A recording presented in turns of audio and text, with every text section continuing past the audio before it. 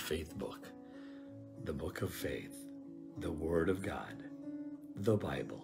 Hello po, bumuli si Teacher Joy Belina po para sa ating FBK Sunday edition. At ito po ay isang blessing po muli at bigyan tayong pagkakataon upang muli ay makapagbahagi po tayo ng salita ng Panginoon kahit sa maigsing oras lang po. Naumpisa na po ito ni Pastor Odi at na-introduce na po sa atin ang Hebrews chapter 13 verses 1 to 3 na ang pamagat po nito ay running the race of our faith. So, sa atin pong pagsimula, gusto ko pong kunin na isang halimbawa ay ang Olympic. Nung nakaraan lang po, very recent lang po, ang Pilipinas po ay nag-celebrate, double celebration ng gold. Isang tao lang po yung nagbigay sa atin ng karangalan po ng gold. At yan na po si Mr. Yulo. At siya po ay nagbigay ng karangalan hindi lamang sa kanyang pamilya kundi sa buong bansa, and we are recognized sa buong mundo, acknowledged dahil po sa kanya. Bakit po ganun na lamang po kalaki yung training nila, yung pagpapagal nila, dugot pawis ang kanilang puhunan para lang po manalo sa gold, sa silver, sa bronze na kung tutuusin po, according po sa aking pagre-research, ang gold plating po nung gold medal po ay nasa 529 grams lamang po. At ang silver ay nasa pure lang po siyang 925 na silver po, at ang bigat niya po ay 525 grams. Malaki-laki pong gramo ito sa isang gold or sa isang silver. Pero alam niyo po, hindi pa siya ganun kamahal, hindi pa siya ganun ka-costly nung medals na ito, but then hindi po nila tinitignan yung cost, kung magkano po yung medal, but yung honor na binibigay ng medal na yun pag nakuha mo yun, kasi iba po yung honor na nakukuha mo.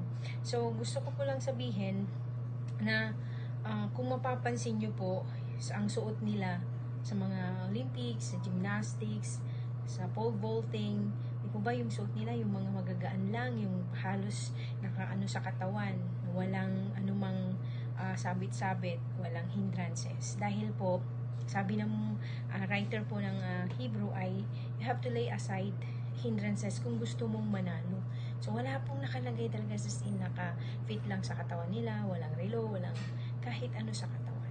Kasi yung mga yun ay po pwedeng magbigay ng hindrance para manalo sila, magawa nila, ma-perform nila ng maayos, magkaroon pa ng disgrasya.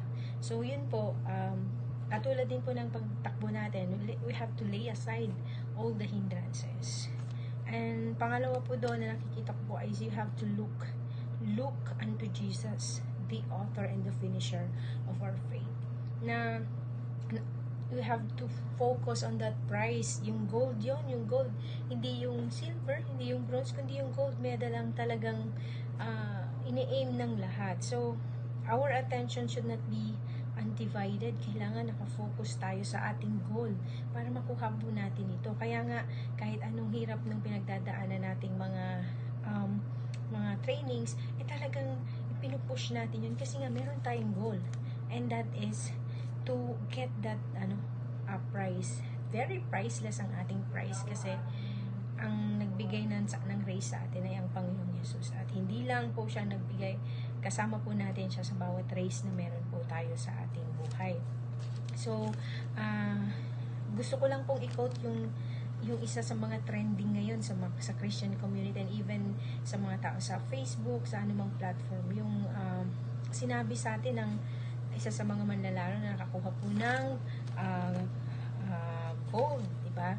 If I may quote, what I have in Christ is far greater than what I have or don't have in life. He has prepared me for a moment such as this, that I may use the gift He has given me, to point all the attention back to Him. Sabi po yan ni Sidney McLaughlin Lebron. I don't know kung tama po yung pagkaka-pronounce po ng pangalan niya, But again, nakita nyo po yun? Yung goal niya is to use the gift that God has given her to point everything to Jesus, the author and the finisher of the race na tinakbo niya. So, ayun po, ano po ba yung makikita natin dito? Anong mapapag-aralan natin? That if you are struggling to keep going into your Christian race, and as your faith is beginning to stagger, nagde-deteriorate yan, the verses are for you. After all ng ginawa sa atin ng Panginoon, how can we do less than our best para ibigay natin sa Kanya, para ma-live natin completely yung race na pinagkaloob niya sa atin. So, lay aside, focus, look unto Jesus, and we will surely run the race. Katulad nga po ni sinabi ni Apostle Pablo, I have run the race, I have kept the faith. Sana masabi din natin sa sarili natin na I have run the race, I have kept the faith. So, yun po, ano man po yung pinagdadaanan nating race ngayon, takbuhin lang po natin. Ang biyaya po ng Panginoon ay higit sapat sa bawat araw na tumatakbo tayo. Hindi tayo pababayaan ng Panginoon. Pinangako po yan sa atin. Magtiwala lang tayo and have faith. That faith will itatawid po tayo doon sa race na tinatakbo natin.